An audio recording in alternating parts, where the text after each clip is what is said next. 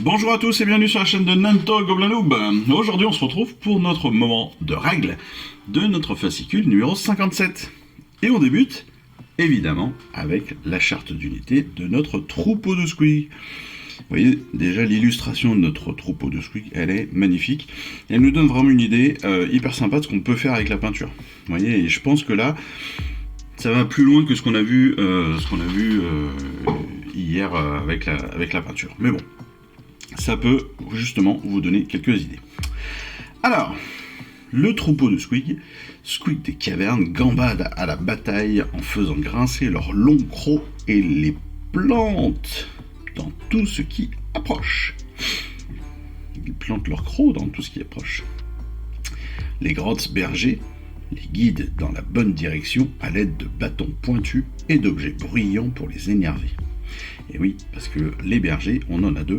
Il y en a un qui est un peu musicos et l'autre qui est un peu avec son aiguillon ou sa perche pour les faire avancer. Alors, le troupeau de squig, c'est déjà un bon mouvement. D6 plus 5. D6 plus 5, ça veut dire qu'on peut aller jusqu'à 11 de mouvement et 6 au minimum, ce qui est déjà pas mal. Sauvegarde à 6, donc c'est assez faible, bravoure de 3 et blessure 2. Ce qu'il faut savoir, c'est que on a différentes attaques de mêlée avec le troupeau de squig. Évidemment, les squigs ont des gueules garnies de crocs, 3 attaques, 4 plus 3 plus en touche et blessure, moins 1 de perfo et 1 dégât. Et puis nos deux bergers ont un aiguillon à squig, 2 attaques, 5 touches, 5 blessures, 0 de perfo, 1 dégât. 5 plus pour les aiguillons à squig, c'est pas terrible, c'est chaud à taper quand même, il faut le savoir. Il faut savoir donc que nos bergers à squig, c'est une figurine sur 6, pas plus.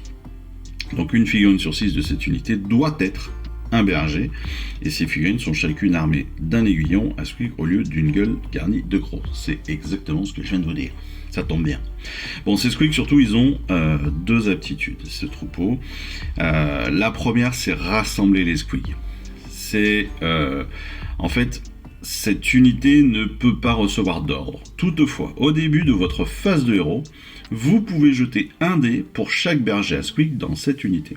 Et pour chaque de plus, vous pouvez restituer des 3 squigs des cavernes tués à cette unité pour chaque un berger à squig dans cette unité est tué. Ça veut dire quoi? Alors on va le revoir bien évidemment dans le tutoriel juste après, mais malgré tout, explication. Les squigs ils reçoivent pas d'ordre. Pourquoi? Parce que c'est des bêtes sauvages et que c'est un peu compliqué à gérer. Malgré tout, en début de phase de héros, en fait, vous jetez un dé et sur chaque donc 2 plus, donc vous jetez un dé pour chaque berger qui vous reste dans l'unité. Si vous reste 2 bergers, vous pouvez lancer donc 2 dés. Si vous faites 2 plus sur un des 2 dés ou sur les 2 dés, et bien derrière vous lancez un autre jet, un D3, et sur ce D3, vous allez faire revenir un certain nombre de squigs qui seraient morts sur le tour précédent. Ou sur les tours précédents d'ailleurs. Par contre, si vous faites 1, vous perdez un berger. Ça peut être hyper sympa, parce que ce rip-up comme ça, là, le fait de faire revenir ces squigs, ça peut faire en sorte que techniquement votre unité peut quasiment, elle pourrait sur le principe ne quasiment jamais mourir. Parce qu'au fil du jeu, vous allez en faire revenir, alors vous allez en perdre très certainement, et ça y a pas de souci, mais mine de rien, 3 attaques par squig, ils sont 10, ça fait 30 attaques, 4 plus 3 plus, ça se joue, moins 1 de perfo, ça pète, voilà, on peut arriver à faire pas mal de dégâts avec les squigs. Encore faut-il qu'ils attaquent en premier. Deuxième aptitude, c'est squig déchaîné. Chaque fois qu'un squig des cavernes de cette unité fuit, avant de retirer cette figurine du jeu, on jette un dé, et sur 2 plus, on peut choisir une unité ennemie qui est à 9 pouces de la figurine concernée, et l'unité subit une blessure mortelle. Ça veut dire quoi? Eh bien, dès qu'une unité qui fuit, donc, en fait, vous savez, dès que vous ratez votre sauvegarde, votre bravoure, ça fuit. Avant de la retirer, donc si vous ratez votre bravoure, avant de retirer votre figurine du jeu, vous comptez combien il y a de figurines qui vont sortir du jeu à ce tour-là. Vous lancez autant de dés pour chaque figurine qui sort. D'accord ? Sur un de plus, on choisit une unité ennemie à 9 pouces et on lui fait perdre une blessure mortelle. Ça peut être là aussi hyper intéressant. Ça peut être un petit coup en fin de tour, un petit coup pour finir d'éclater une unité ennemie qui est pas loin. Voire, suivant le truc, faire éclater peut-être même un boss ou un truc comme ça. Donc, rassembler les squigs, vous l'aurez compris, le but du jeu, c'est qu'à chaque fin, qu'est-ce que je disais ? C'est de pouvoir faire ramener donc dans son unité des squigs très régulièrement, hein, tout simplement.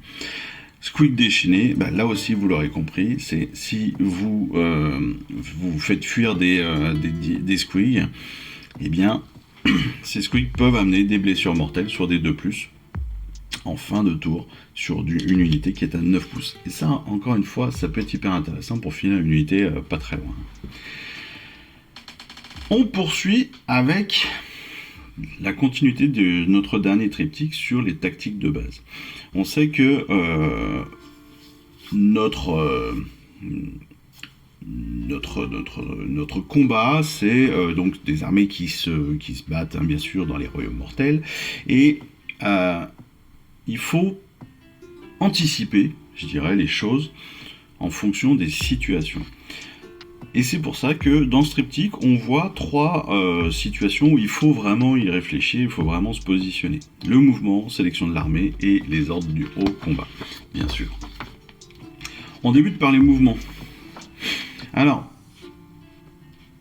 souvent, sur un plan de bataille, on a différents objectifs. Ça peut être aller chercher un objectif, ça peut être protéger une figurine en particulier, ça peut être plein de choses. Mais aller prendre un objectif, il faut que ça reste quelque chose de tactique. Est-ce qu'il faut aller contester ? Est-ce qu'il faut aller capturer un objectif ?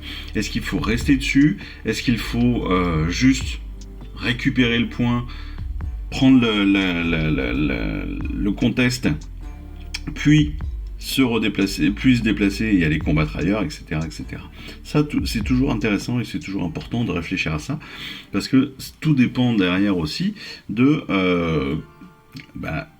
quelle est la tactique de votre adversaire, quelles sont les unités qu'il a choisies, quelles sont celles que vous avez choisies, et donc tout ça vraiment se réfléchit. Et donc, pour un objectif, il faut se rappeler que les figurines doivent être à 6 pouces de cet objectif pour le contester.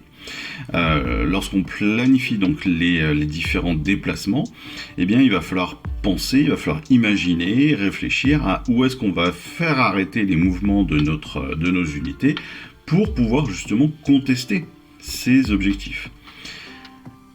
Pareil, dans nos mouvements, il faut aussi qu'on réfléchisse à est-ce que je vais pouvoir charger ? Est-ce que je vais pouvoir tirer ? Est-ce que sur qui est-ce que je vais pouvoir tirer ou sur qui je vais pouvoir charger ? Parce qu'en fait, en fonction des situations, il est vraiment important de se positionner comme il faut, donc de bouger comme il faut à une certaine distance pour se laisser l'opportunité de pouvoir charger ou de pouvoir tirer. Il n'y a rien de plus frustrant, et je peux vous en parler, il n'y a rien de plus frustrant que de faire un mouvement et de s'apercevoir qu'on a voulu jouer, entre guillemets, la sécurité, se protéger un petit peu de la charge adverse, tout en ne pensant pas que nous puissions charger à ce tour-là. Ou se retrouver avec un demi-pouce de déplacement que l'on n'a pas voulu faire, et puis ce demi-pouce, nous s'apercevoir qu'il nous manque pour pouvoir attaquer à distance. Pareil pour la protection. C'est intéressant et c'est important de réfléchir à comment est-ce qu'on va déplacer nos unités pour pouvoir potentiellement protéger une autre unité ennemie. Je m'explique. Ici, dans notre exemple, on a un chaman fongoïde et notre Slogoth des marais. Ok, jusque-là, pas de souci. Mais le fongoïde, il n'est pas très puissant, il est un peu fragile. Donc pour le protéger, qu'est-ce qu'on va faire ? On va aller le mettre derrière le Slogoth. Comme ça, étant déjà plus intéressant en termes de points, en termes de puissance, etc., le Sluggot va attirer les ennemis sur lui. L'unité de Fungoid derrière est un peu plus fragile, donc elle va pouvoir être protégée et peut-être gagner quelques tours de vie sans être trop ennuyée par l'adversaire.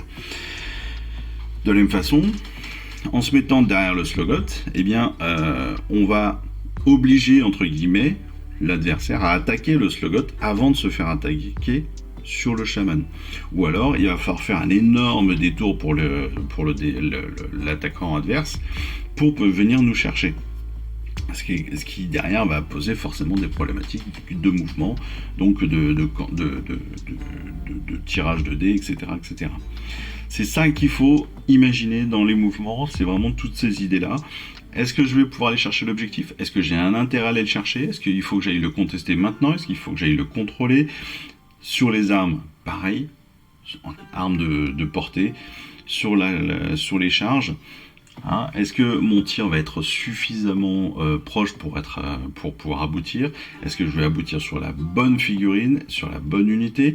Est-ce que je vais être trop juste pour celle que je veux, mais malgré tout, est-ce que je vais quand même pouvoir potentiellement me rabattre sur quelqu'un d'autre?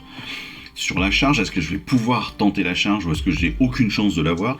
Si, vous voyez, si on est à 12 pouces d'une unité, l'exemple là on nous le donne, on nous dit qu'on peut faire une charge, bien évidemment, à 12 pouces on peut faire une charge. Mais 12 pouces pour une charge, mine de rien, ça veut dire que notre charge doit être parfaite. Si on rate un dé, déjà on ne peut plus y arriver. Et c'est tout ça vraiment qu'il faut prendre en compte. Si je continue avec les ordres de combat, et après on finira bien évidemment avec la sélection des armées.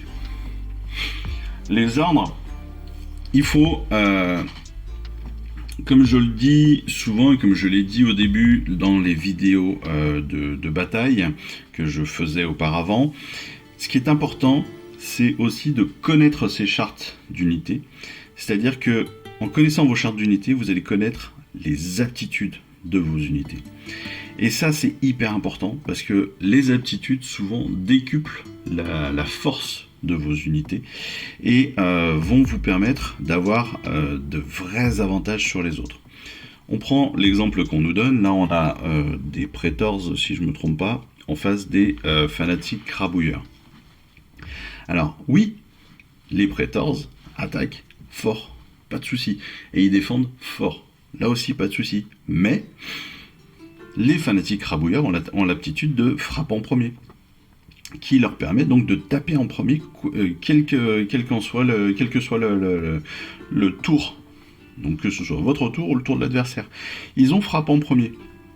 Donc c'est une aptitude qui est hyper intéressante, parce que avec frappe en premier et la puissance de frappe que peut avoir les fanatiques crabouilleurs, eh bien, sur le principe, ils peuvent peut-être pas décimer l'intégralité de l'unité d'un coup, mais au moins l'affaiblir. Et en affaiblissant cette unité, et ben derrière, ils vont prendre moins de coups sur la défense suivante. Donc, le fait de connaître cette aptitude, de savoir qu'elle existe, de savoir qu'elle est bien présente et qu'il faut l'utiliser, va me permettre d'avoir un avantage stratégique. De la même façon, si on a des unités fragiles qui vont être en combat, elles risquent d'être éliminées très rapidement avant même d'avoir pu attaquer l'ennemi. Donc, lorsqu'on va déterminer l'ordre des combats de mêlée par exemple, qu'est-ce qu'il faut faire? Est-ce qu'il faut sacrifier d'abord des unités faibles pour, entre guillemets, laisser la priorité aux unités les plus fortes? Est-ce qu'il faut que les unités les plus fortes est-ce qu'on se dit, il vaut mieux qu'une unité un peu plus forte potentiellement subisse quelques dégâts, mais laisse le champ à des unités faibles de pouvoir quand même attaquer au maximum de ce qu'elles peuvent, même si elles sont faibles en résistance, etc. Qu'est-ce qui vaut mieux? Donc ça aussi, c'est une vraie réflexion à avoir dans votre tactique de combat, parce que eh bien, lorsque vous avez, je ne sais pas, moi par exemple, là c'est quoi? C'est des Hobgrots. Si vous avez des Hobgrots, donc des égorgeurs, qui frappent assez peu, on le sait, ils sont assez fragiles, qu'est-ce qui vaut mieux? C'est que Durtu, par exemple, leur mettre une dérouillée et que potentiellement elle en élimine 8 ou 9 d'un coup?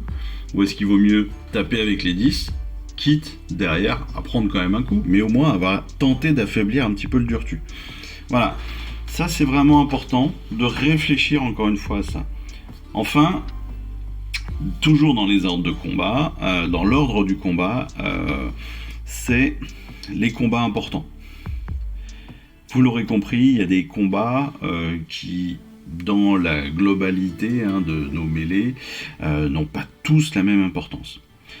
C'est-à-dire que si vous combattez près d'un objectif, ça aura peut-être plus d'impact sur la partie que si vous combattez loin d'un objectif. Donc est-ce qu'il vaut mieux pas donner la priorité à ce combat de combat pour un objectif plutôt que loin d'un objectif? Ça aussi, le fait de déterminer comme ça l'ordre en fonction de l'importance des combats va nous permettre potentiellement peut-être de sécuriser plus d'espace et donc potentiellement de gagner plus de points de victoire. Ou alors l'idée c'est d'offrir un point de victoire à son adversaire pour simplement l'affaiblir d'un coup et puis après venir le finir. Voilà, tout ça vraiment c'est des réflexions qu'il faut avoir et qu'il faut se poser sur le long terme et sur les 5 rounds de la bataille pour que ce soit le plus efficace possible. Enfin, dernier point, c'est sur les sélections d'armées. Pourquoi c'est important?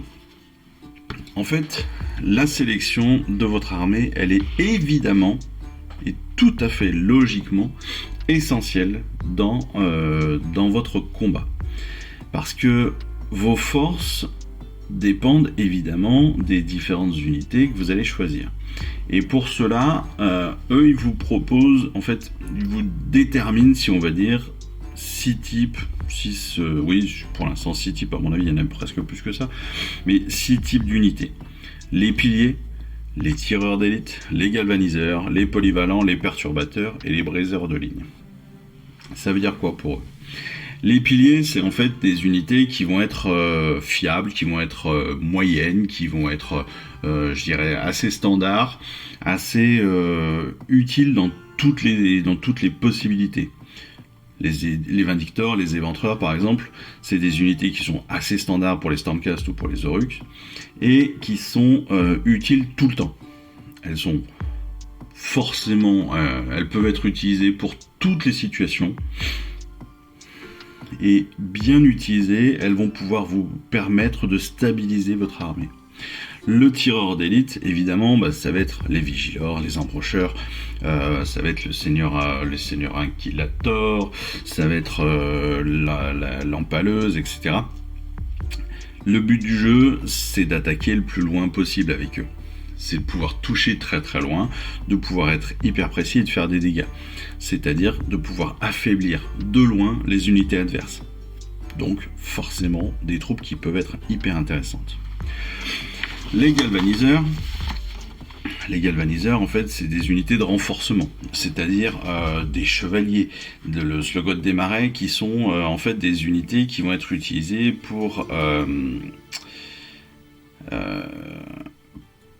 amener de l'intérêt aux autres figurines de votre armée, qui vont amener des points aussi d'impact important, mais aussi des points d'intérêt importants pour votre adversaire, c'est-à-dire qu'il va peut-être se focaliser dessus et peut-être délaisser d'autres unités.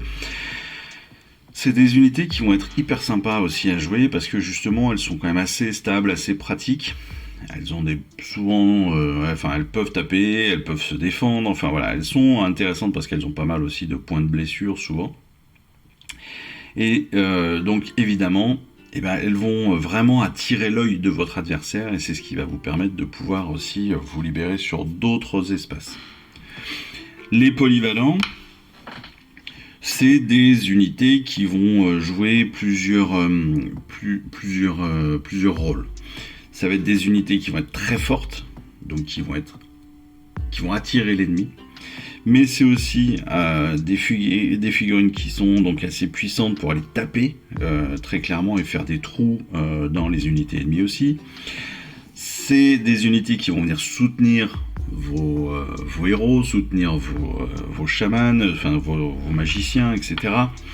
Potentiellement, ils peuvent avoir des armes de tir. Donc c'est tout ça qui va être intéressant, c'est que ça va pouvoir jouer vraiment sur tous les terrains, sur tous les aspects du jeu, du tir, du rapprochement, de l'attrait pour votre adversaire, donc attirer votre adversaire pour pouvoir vous libérer sur d'autres espaces. Voilà, c'est des figurines qui ont aussi normalement souvent pas mal de points de vie, donc vraiment ça va leur amener à la fois un esprit tanky, donc vraiment de défense, mais aussi des possibilités d'attaque folle. Enfin voilà, tout ça c'est intéressant. Enfin les deux derniers, c'est les briseurs de ligne par exemple, comme les crabouilleurs, les fanatiques crabouilleurs et les prétors. C'est-à-dire que c'est des unités qui peuvent être hyper puissantes, clairement.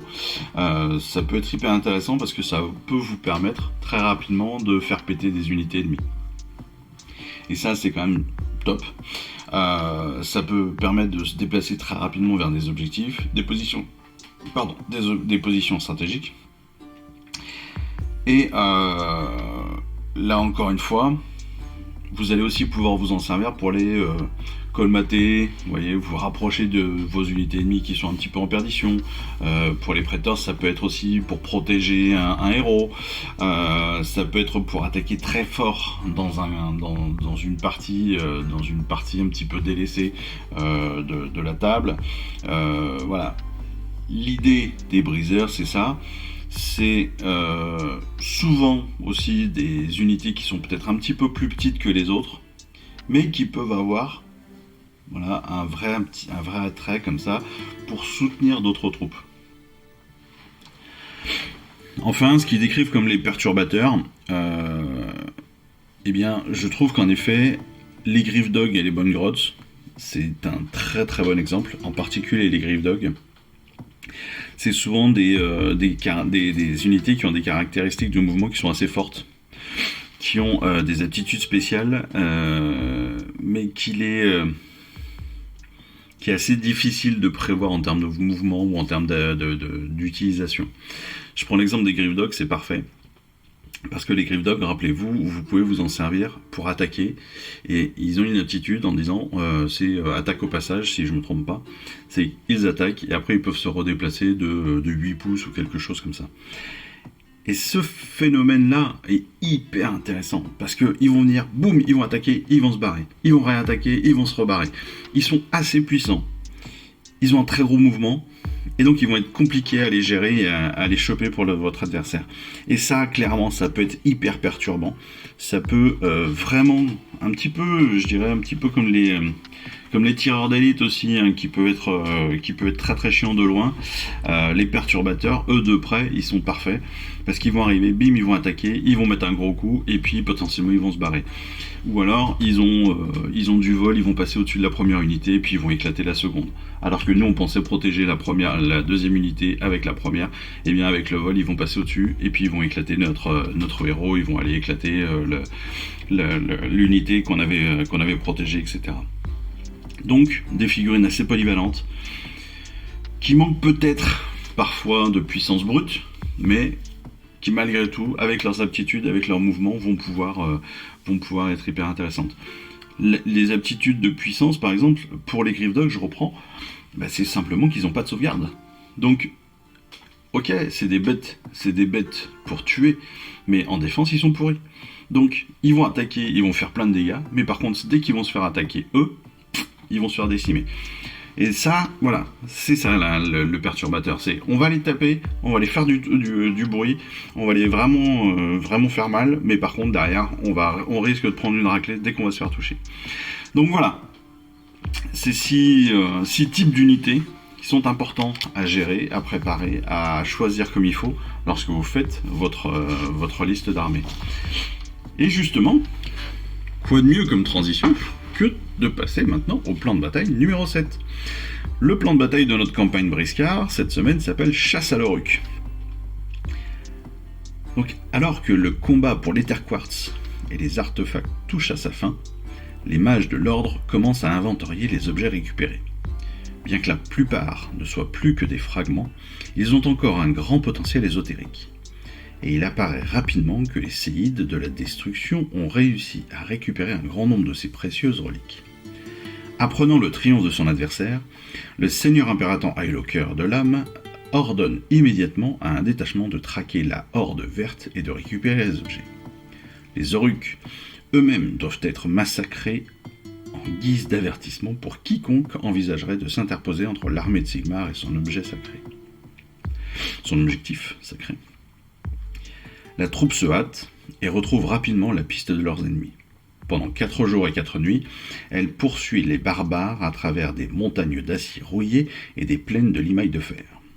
Quand la meute de pillards arrive à un col entre 2 collines corrodées, les officiers de l'ordre y voient l'occasion de frapper. L'escouade se divise en 2 et les unités les plus rapides filent à travers les contreforts pour couper la route des Oruks au niveau du col. Comprenant qu'elles sont encerclées, les forces de la destruction se préparent à vendre chèrement leur vie. Alors on a même la liste des objets manquants, un faisceau éternel de flèches de feu, une paire de bottes fredonnantes, un bâton de frappe d'éclair, un bloc d'autel perturbant, une épée glaçante brisée, un fragment de bouclier incassable et une cape d'invisibilité manquante, ou enfin difficile à dire apparemment. N'importe quoi. Donc, comme d'habitude, l'opposition entre l'ordre et la destruction, et maintenant on en a aussi un peu l'habitude, on a nos listes d'armées à faire avec 2 options de héros et 4 options de troupes. Donc comme à notre habitude aussi, notre plan de bataille se traduit de cette façon. Les armées, évidemment, on les a choisies en fonction de nos listes d'armées. Notre champ de bataille, eh bien, cette semaine, nous avons nos 3 tapis de bataille positionnés un petit peu comme d'habitude, hein, accolés sur les grandes longueurs. Cette fois-ci, le territoire de déploiement de l'ordre se fait sur les 2 zones extérieures. La destruction, elle, est positionnée sur les 4 carrés du milieu et 3 objectifs sont disposés sur la ligne centrale, non pas de la verticale mais bien de l'horizontale, donc sur la grande longueur, sur les intersections donc du centre de notre terrain et puis la jonction des tapis. Comme à notre habitude encore, on va placer 6 décors, chacun notre tour, hein, jusqu'à 6 décors, chacun notre tour on en place un, toujours à plus de 3 pouces des objectifs ou un autre terrain, un autre décor. Le déploiement se fait au dé, voilà, hein, comme on le fait chaque fois. Celui qui gagne le dé détermine qui déploie en premier, et puis chacun déploie l'intégralité de ses unités dans son territoire, comme toujours. Le premier tour se fait sur le jet de priorité comme d'habitude, 5 rounds de bataille, là encore comme d'habitude. 1 point pour un objectif contrôlé, un deuxième point si vous avez 2 objectifs ou plus, et puis un troisième si vous avez plus d'objectifs que votre adversaire. Maintenant on en a aussi l'habitude. La règle spéciale de cette semaine, c'est fait comme des rats. Acculée, la horde verte se jette sur les forces de l'ordre avec une férocité aveugle. Plus la situation se dégrade, mieux elle semble combattre. Donc la règle est la suivante. Tant qu'une unité de la destruction est à 1 pouce ou moins d'au moins 2 unités de l'ordre, eh bien on ajoute un jet de touche des attaques de cette unité de la destruction. Alors pour une fois, cette règle, elle est seulement pour la destruction. Je rappelle la règle, donc, si on est à 1 pouce ou moins de 2 unités de l'ordre, 1 pouce ou moins d'au moins 2 unités, au moins 2 unités, pas 2 figurines, mais 2 unités, eh bien, on ajoute 1 au jet de touche des attaques de cette unité de la destruction. Ça veut quand même dire que pour utiliser cette règle, il faut quand même qu'il y ait une bonne mêlée. Hein, parce que, avant même de démarrer, si je suis l'ordre, eh ben, je fais attention à pas trop me rapprocher avec toutes mes unités, à la fois des unités adverses. Voilà.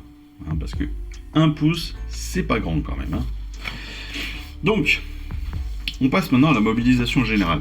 Je rappelle, comme toujours, la mobilisation générale, c'est le fait que Eve et Yann du studio Warhammer jouent nos parties et qu'ils nous présentent ce qu'ils choisissent comme armée, et puis comment est-ce qu'ils s'en servent. Donc pour Eve qui joue l'ordre, elle choisit Chevaleris Arcanum, Archi-Revenant pour ses 2 héros. Pardon.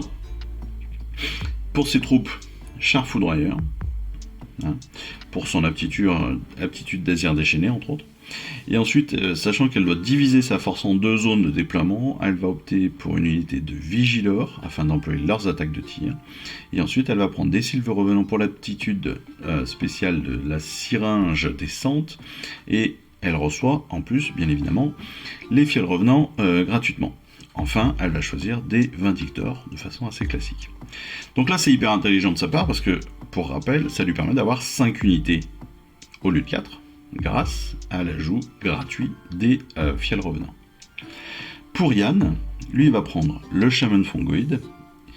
Il va ensuite rajouter Moloch et ses compagnons, deuxième choix de héros. Et puis pour ses troupes, il va prendre les Embrocheurs, les Sournifleurs. Du fait de prendre des Sournifleurs, il reçoit gratuitement les Fanatiques Rabouilleurs. Il veut aussi une figurine de mêlée qui soit assez fiable, donc il va prendre le Slogot des Marais. Et enfin, il va choisir les Éventreurs.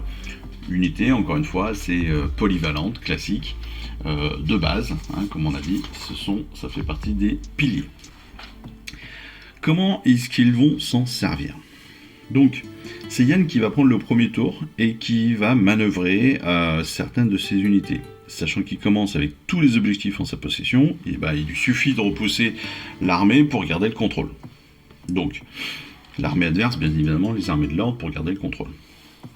Donc on l'a vu sur le déploiement, évidemment, comme lui il est au centre, il est très, très facilement sur les 3 objectifs, il n'a pas à bouger, il est déjà dessus. Ça fonctionne bien pendant les 2 premiers tours, bien évidemment, hein, parce que c'est le temps que l'ordre arrive jusqu'à lui, qui commence à le combattre et qui commence à décimer ses unités adverses. Mais les attaques de tir et les attaques de mêlée de l'ordre, forcément, vont décimer ses unités. Et finalement, Eve envoie ses unités au centre du champ de bataille, où elle agit librement, sans les embrocheurs, Yann aurait été rapidement submergé. Donc, on comprend bien que là, ce sont les embrocheurs, unités de piliers classiques, Pardon. Ce sont évidemment ces embrocheurs qui vont venir, entre guillemets, sauver un petit peu. Qu'est-ce que je dis ? Ces embrocheurs, c'est pas des unités de piliers, c'est des unités de tir. Qui vont venir un petit peu sauver son armée, parce que grâce à ces tirs, il va pouvoir aller affaiblir les unités adverses à distance. Si on prend l'application de Eve, comme elle a le deuxième tour, elle va encaisser les attaques de Yann. Forcément. Elle va aussi défendre ses unités avec des tirs de projectiles. Encore une fois, entre son char et ses Vigilor, elle a des attaques à distance qui sont assez intéressantes.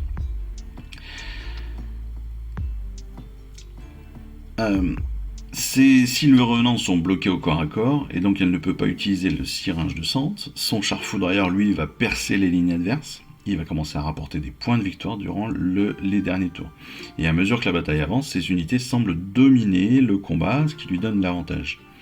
Une fois les premiers combats terminés, l'armée de la destruction ne lui oppose plus beaucoup de problèmes, à l'exception du feu nourri des embrocheurs. Ça veut dire quoi, tout simplement ? En fait, dans ce plan de bataille, clairement, Yann, il est sur la protection, sur la protection d'objectifs. Donc, forcément, sur les premiers tours, sachant qu'il est déjà sur les objectifs dès le premier tour, eh bien, il va prendre un avantage au tout début. Mais les unités Orruk étant, et Gobelins étant plus faibles que celles des Stormcast et des Sylvanettes, forcément, au bout d'un moment, ça va devenir un peu plus compliqué, surtout que on a quand même des forces opposées qui sont assez intéressantes en termes de tir ou en termes de combat rapproché. Et donc petit à petit, en fait, autant le début était très clairement à l'avantage de Yann, autant la fin du combat est à l'avantage de Eve, parce que petit à petit, en fait, elle a réduit justement les unités de Yann, et elle a dû très certainement gagner sur la fin du combat. Peut-être de très peu d'ailleurs, mais je pense que c'est elle qui a gagné la partie, du fait de la puissance de certaines de ses unités, et entre autres de ses unités de combat à distance. Voilà. Encore une fois, l'importance, comme on l'a vu dans notre triptyque, l'importance du choix de nos armées, du choix de nos unités, dans la tactique de base de notre bataille, l'importance du mouvement de nos unités, toujours encore une fois, dans la tactique. Et puis, ne l'oubliez pas, on l'a vu dans notre triptyque, les ordres de combat, l'ordre du combat. Pas les ordres de combat, mais l'ordre du combat. C'est-à-dire vraiment dans quel ordre il est plus intéressant pour moi de combattre. Est-ce qu'il vaut mieux faire attaquer telle ou telle unité en premier? Est-ce qu'il vaut mieux que je sacrifie une unité, que je la laisse mourir sous le feu ou sous les lames d'une autre unité pour en sauvegarder une à moi? Voilà, tout cela est hyper important à gérer dans votre choix de l'ordre au combat. Les aptitudes peuvent avoir un intérêt, la fragilité peut avoir un intérêt, et puis l'importance d'un combat particulier peut aussi avoir un intérêt dans cet ordre. Et tous ces éléments-là sont vraiment à prendre en compte dans votre réflexion au moment du jeu.